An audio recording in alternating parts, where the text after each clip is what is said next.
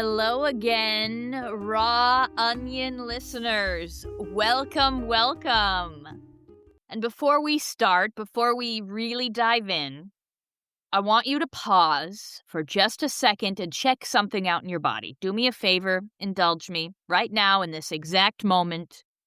Are you actually anxious? Take a breath. Just take stock of what's going on in your stomach right now, in your brain. Feel your shoulders. Are they a little bit tense, more tense than you would like? Just feel out your body for a second. Are you actually anxious right here and right now? Or are you carrying anxiety that might not even belong to you? Because here's something that most people don't realize. Your nervous system, my nervous system, Yoshie's nervous system, we were never designed to process the emotional signals of thousands of people every day. We weren't made that way. But thanks to our phones, our news feeds, and our constant stream of information coming at us, plus everyone we encounter up close and personal on a daily basis, think of how we wake up in the morning, think of who you deal with at work, who you deal with at the market. I mean, we're constantly absorbing other energies that really might not even belong to us.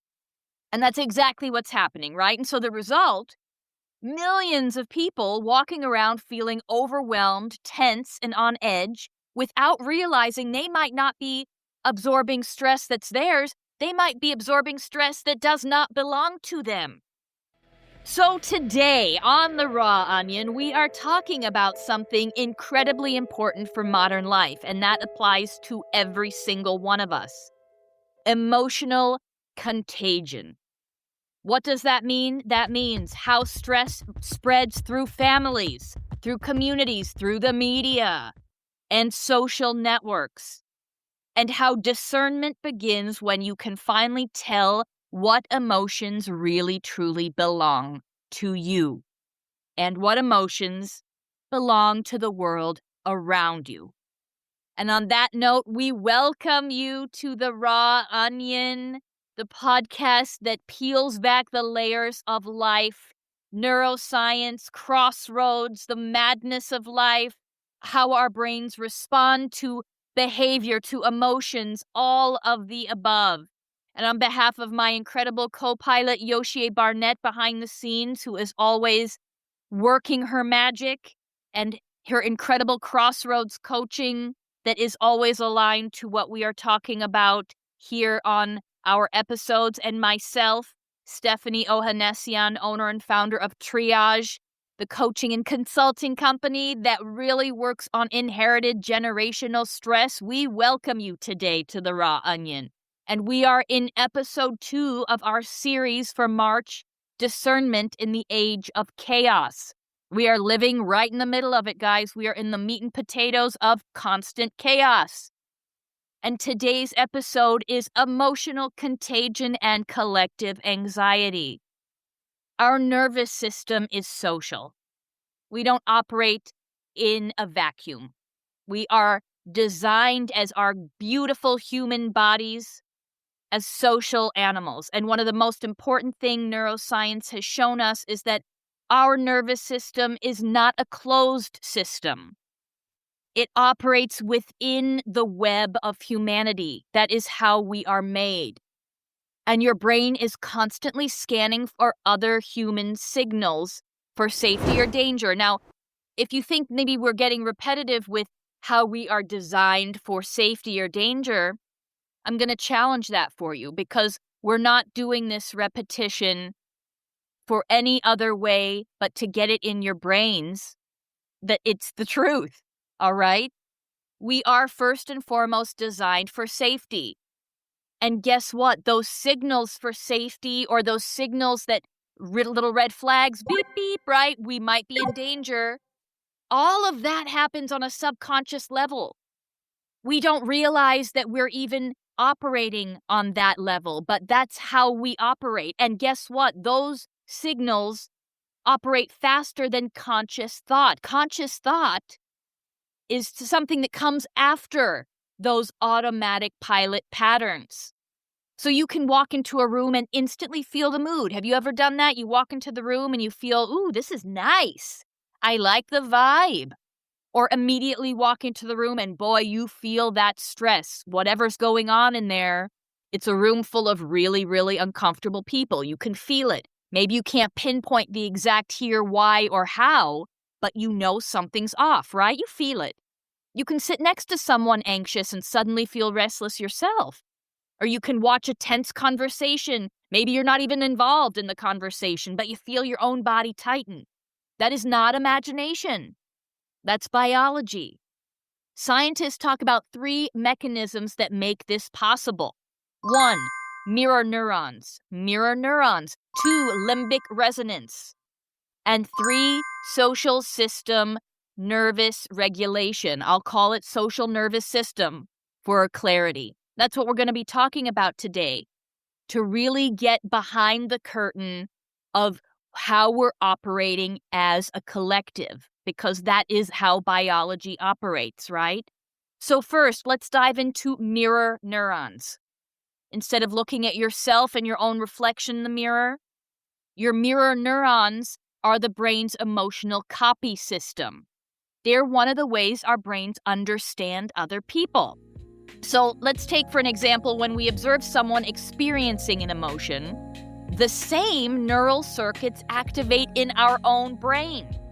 In other words, your brain doesn't just watch emotion. It rehearses the emotion that it's watching. If someone around you is panicking, your brain begins simulating panic. Imagine that. It sounds a little wild, but it's true. We are built this way. If someone is calm, think about it. Your nervous system begins to settle. Have you ever thought of people or friends that you really love that you're like, God, I just feel so good around them. I feel at peace around them. They bring me a sense of peace. You're not imagining that. It's real. This is why emotions spread so easily through groups. It's why crowds can become fearful very quickly. Do any of you out there listening have a bit of a fear of crowds? I've kind of developed one over the last few years. I don't really love being in huge crowds anymore. I don't know why, but there's a bit of an uncomfortable thing, and I know I'm not alone in that. That's why outrage spreads so quickly online. And it's why simply being around a calm person can change how your body feels, vice versa, right? Someone who's stressed out, maybe you have an aversion to them and you don't know why. They could be lovely people, but you kind of get a bit of I'm going to stay away right now because it's a lot to take in. And your brain is constantly mirroring the emotional signals around you. That is mirror neuron emotional copying system at work. Now let's move on to system 2, the limbic resonance, or how I like to call it nervous system syncing. That's the second mechanism, limbic resonance. This is the process by which human nervous systems synchronize with each other. Our brains are emotional, and they literally tune themselves into the people around us. They're sort of sucking in the data, and that's how nervous systems sync. Or how, let's say, one stressed parent can shift the emotional tone of an entire household, right? Because everybody around that parent in the home is syncing their nervous systems subconsciously to that stressor, that sort of proverbial blinking red light. Children especially absorb the emotional state of adults around them. And a little side note to that, especially from the ages of little newborn to around 7, kids are pattern sponges. Their environment during these years sets their nervous systems up for their baseline for life. And that is something that I work with, especially in inherited generational stress. Because between the ages of 0 to 7, and this is something we're going to talk about, hint, hint, at next month's series, how people develop, right? And why some patterns stay for life. So until about the age of 7, we don't have the capacity yet to really formulate our filters. We are just nothing but the most pure sponge-like brain material. And what we see, we think, is the end-all be-all. We don't have that filter yet to know what's right or wrong. We're just taking it all in. And so if there's somebody anxious in the home, kids are picking up on that. And they're picking up on that for a milieu of reasons. And again, we'll go into that next month. But it's a big deal. These nervous system syncing, resonant parts of our brain. That is the limbic resonance. And it's not because we're doing anything wrong. There's no blame here. It's because human nervous systems are wired to sync. Emotion spreads through groups the way it spreads through air, quietly, constantly, and often without anybody noticing. And the third one here, it's the modern amplifier. Now, here's where the modern world changes everything. Historically, emotional contagion happened in small groups. We take this back a millennia ago, or even a couple generations ago, not that long ago. We were smaller in our communities. We had no access to what was going on the other side of the planet. Historically, emotional contagion happens in small groups, in families, in villages, maybe a few dozen people. And here, think about even go back to way back, a little bit of American history here. The Salem witch trials, right? We all studied that in school, that one or two young ladies were acting a bit different. And now we know all of it was, again, what do we say? Complete emotional contagion. The small villages became so incredibly panicked, they lost all common sense and they ended up burning folks at the stake because of a wild emotional contagion that spread like wildfire, right? There was no common sense anymore. It was a contagion, but a contained contagion. Maybe a few dozen people. But today we are exposed to emotional signals from thousands, sometimes millions of people every single day. News alerts, social media, comment sections, political outrage, global crisis. Every notification carries a signal. And here's something important. Algorithms tend to amplify the content that creates the strongest emotional reaction. We talked about this last week. Algorithms are designed for fear, for shock, outrage, conflict, not because someone is trying to harm us, but because those emotions drive engagement. Which means the emotional climate your nervous system is exposed to every day is far more intense than anything humans were ever evolved to process. We are going far beyond what we are capable of. And we're forcing that on ourselves. And what is it doing? Go back to the first question I asked you. Are you feeling anxious? Maybe you're not even realizing it. Take a breath, take stock. Your nervous system evolved for a village, not 8 billion people's thoughts and fears, not the emotional climate of the entire planet. So another phenomenon we're seeing here more and more is called secondary trauma exposure. Secondary trauma exposure. Watching distressing events repeatedly on a screen or hearing about them in small sound bites even can activate the same brain circuits as witnessing distress in person. We hinted at this last week and even last series. That means you can absorb stress and fear from events that are not directly happening in your life. Why? Your amygdala doesn't know the difference.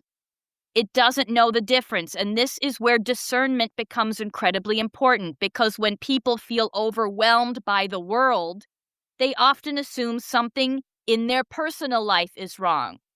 And we're not giving ourselves enough time to say, wait a minute, is this mine, or does it belong to the rest of the world? And again, I'm not saying ignore what's happening. The key here is to know what belongs to you and what doesn't.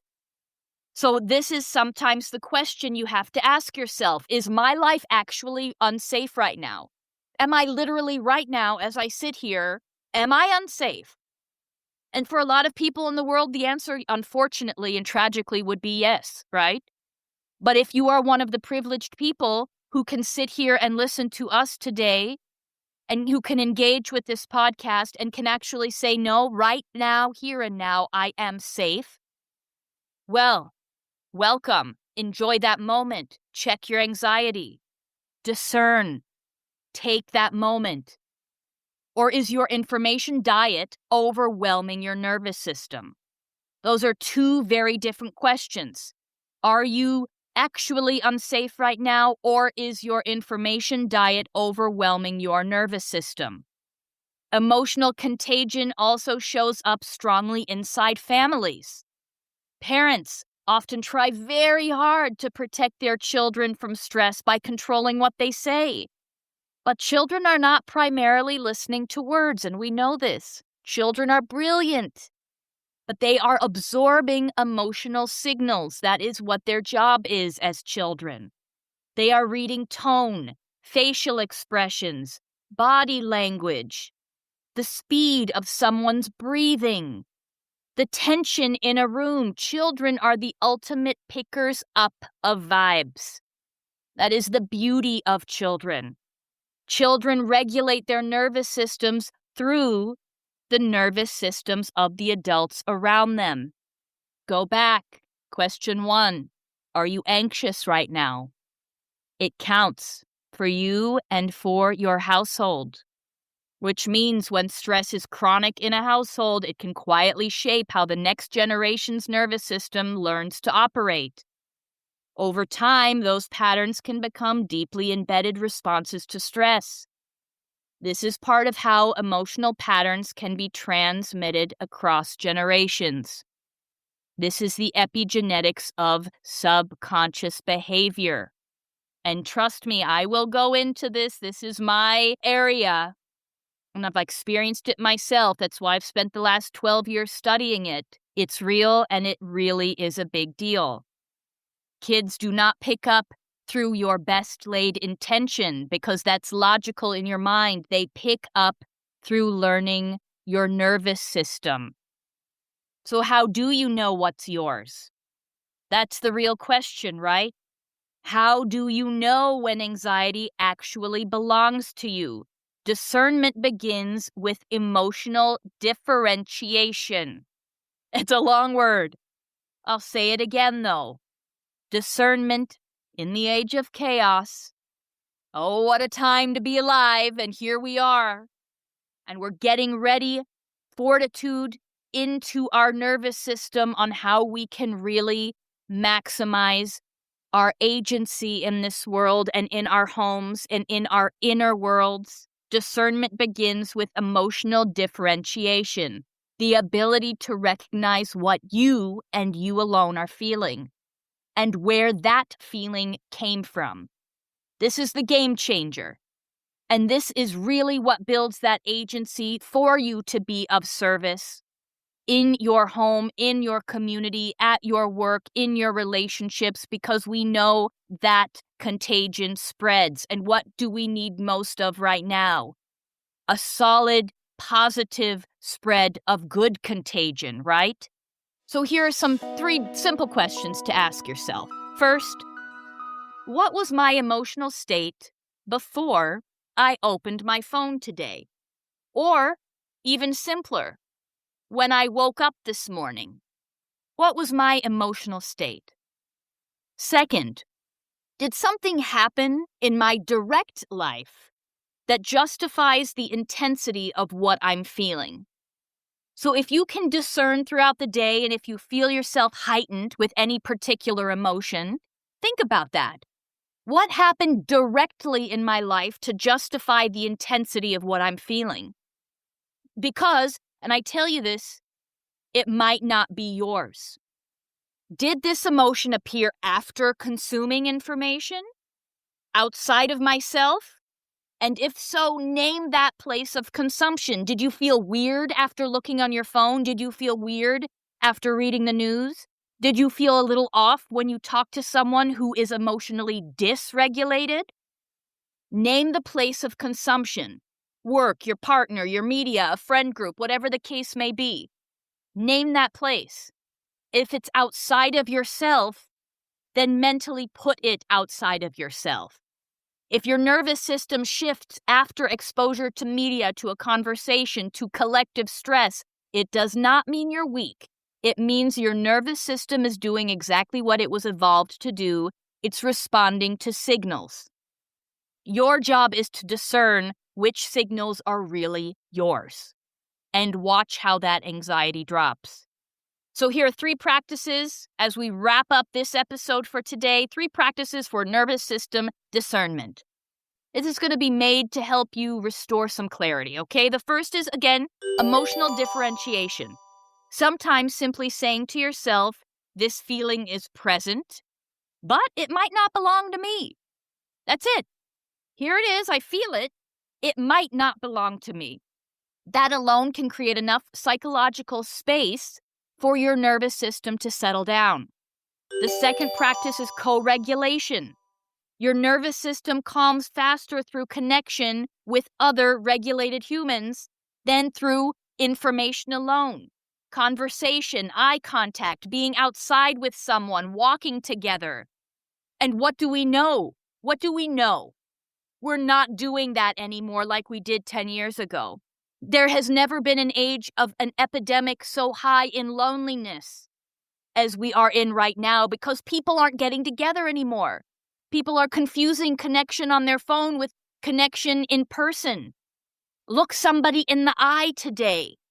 It's amazing when you really align with how you were built, how your nervous system settles by default. This is ancient regulatory systems at work that our bodies still rely on. We are not robots yet, right? We're humans. Go be a human.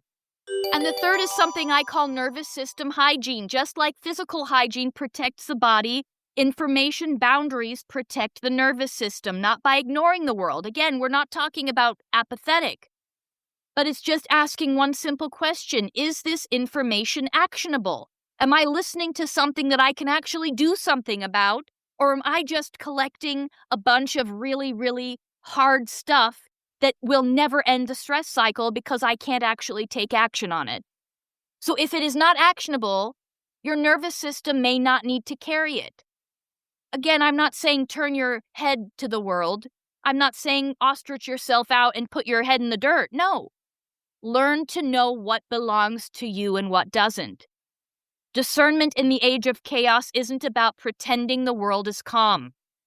It's about recognizing when your nervous system is reacting to signals rather than your actual life.